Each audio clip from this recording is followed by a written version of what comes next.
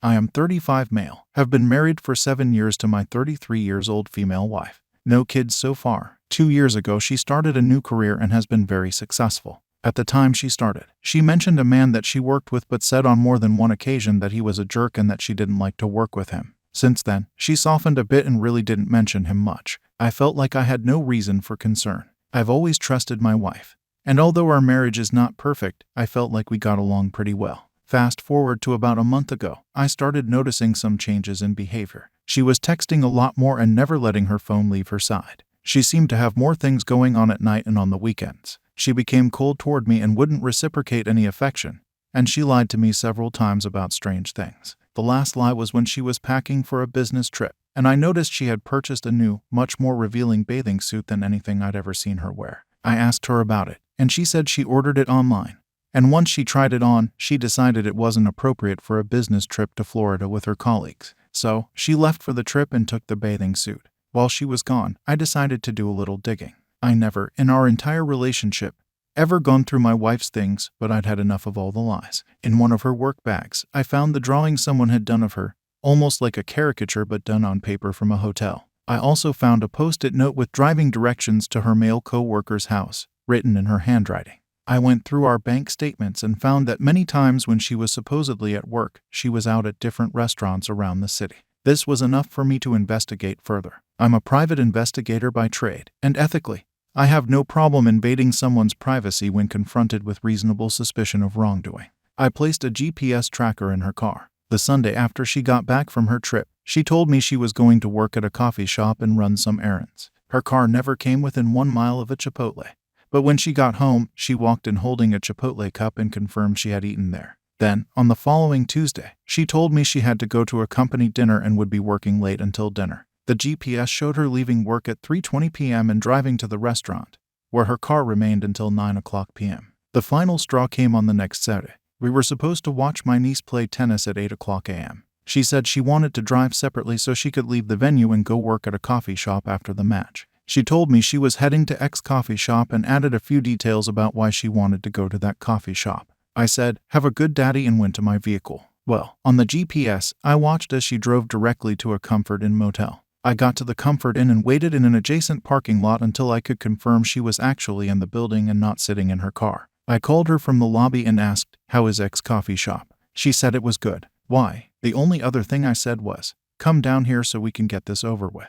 Once she came down, she said these exact words, "It's not what you think. He has to do this because he's been caught with other girls before." I asked what she was talking about, and she said that he always works in hotel rooms. She said that they didn't do anything physical, and that's when I told her to get out of my car. I drove away, and she called 50 times. I finally answered, and I told her that if she told me even one lie, I would hang up. She said that they did kiss once about 5 months prior, but that it was a mistake and didn't mean anything. She said again that they were just working. I asked how many times she had met him in hotels, and she became defensive. She said she was at work all day until the work dinner. I called her a liar and hung up the phone. She showed up at our house where I was loading up my car with my belongings and my dog. She stood in the driveway, refusing to move until I talked to her. She was in hysterics, crying and apologizing. I moved out that day and have been gone for a month.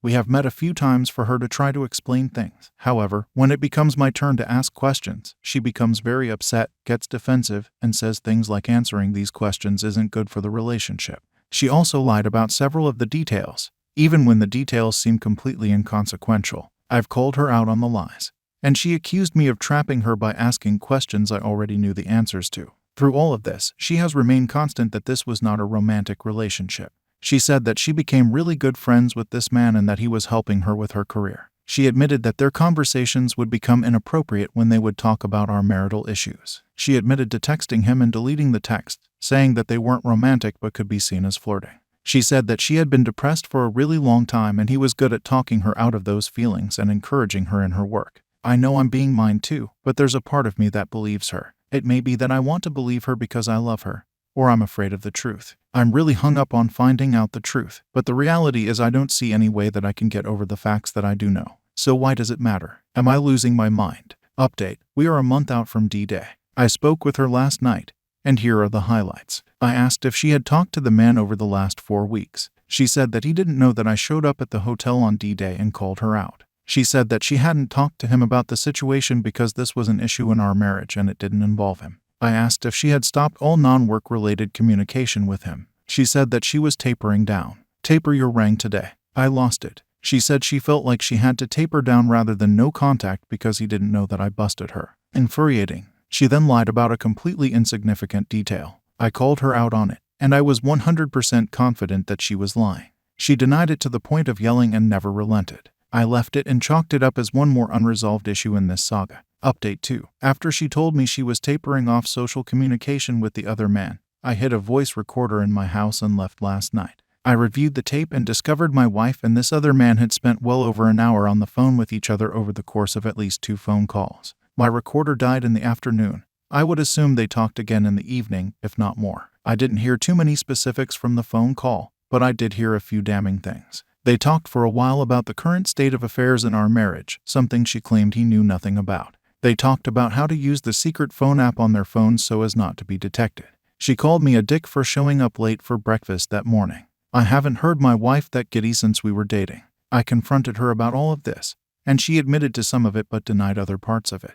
I don't really care anymore. Update 3. For the past 2 weeks, I have gone no contact with my wife. A few days ago, she texted me and asked if we could talk. I told her unless she was willing to confess to everything, I was not willing to talk. She then said she knew I had wiretapped her phone. I didn't do that, but I let her believe it and that I already knew everything. I told her I needed to hear it from her directly. She finally agreed to sit down and tell me everything. She came to my house and confessed that her relationship with the other man was indeed sexual and that it had been going on for the past 6 months. She admitted that she purchased a hotel room one day before our anniversary to be with him. She also confirmed that she had continued talking to him after being caught, and he was helping her deal with my questions. She claimed that she has now broken it off with the other man for good and wanted to work on her marriage. This confession came 6 agonizing weeks after I caught her in the hotel. I believe the only reason she confessed is due to my persistence. However, she said that she was always planning to tell me but wanted to make sure it wouldn't hurt either one of us too badly. The damage done during those 6 weeks is unsurmountable. Update. First, let me say this. If you're in this situation and you're even remotely suicidal, don't do it. I say don't do it because if you do, you're going to miss out on the greatest time of your life. I mean that 100% sincerely. I know it's impossible to see when you're first going down this road, but trust me, don't miss out on this life. Now, the update. We got divorced. I took my time in making that decision. I wish I wouldn't have taken that time, but who cares? She wanted to stay together, for what reason I have no clue. She lied and gaslighted me for an eternity, and that torpedoed any reconciliation possibility for me. It's the hardest thing I've ever gone through. During my marriage, I was all in. I wasn't perfect, but I loved my wife with all my heart and wanted to be with her forever. I would have done anything to make her happy, and I think I did on several occasions. Now that I'm away from that relationship, I can see it for what it was, a narcissist crushing every ounce of energy out of a good person. That marriage was completely one-sided, with one person giving everything and the other person taking even more than could be given.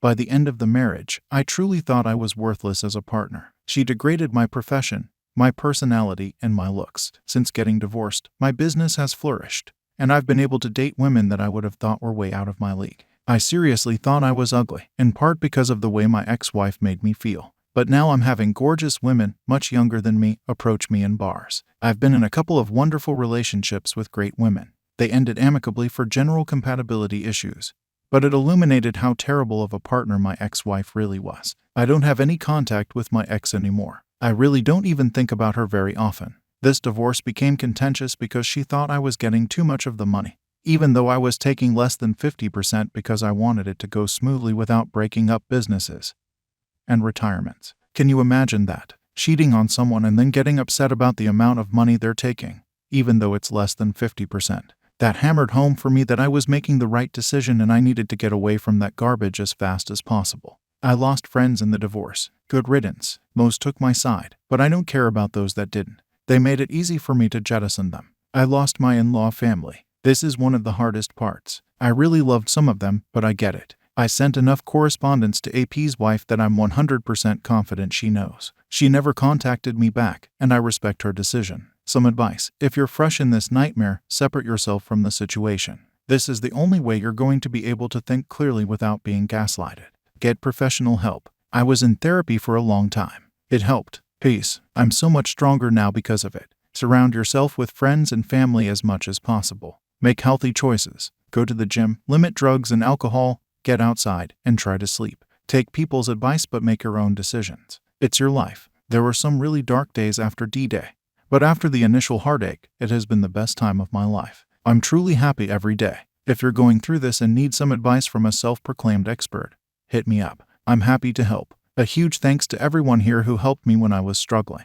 Cheers, OP, congratulations and much success on this next chapter of your life. I think so many people will benefit from hearing stories from those who have emerged victorious and in one piece after the initial heartbreak and betrayal. There is life oftentimes better after divorce. You actually caught her in a hotel with AP and she denied any wrongdoing. She is so delusional. Best of luck to you in your new life. OP, thanks for sharing. Thanks for taking the time to listen to today's story. If you enjoyed the story, please don't forget to like and subscribe if you haven't already. If there is a story you would like to share with me, then do not hesitate to contact me. Take care, everyone.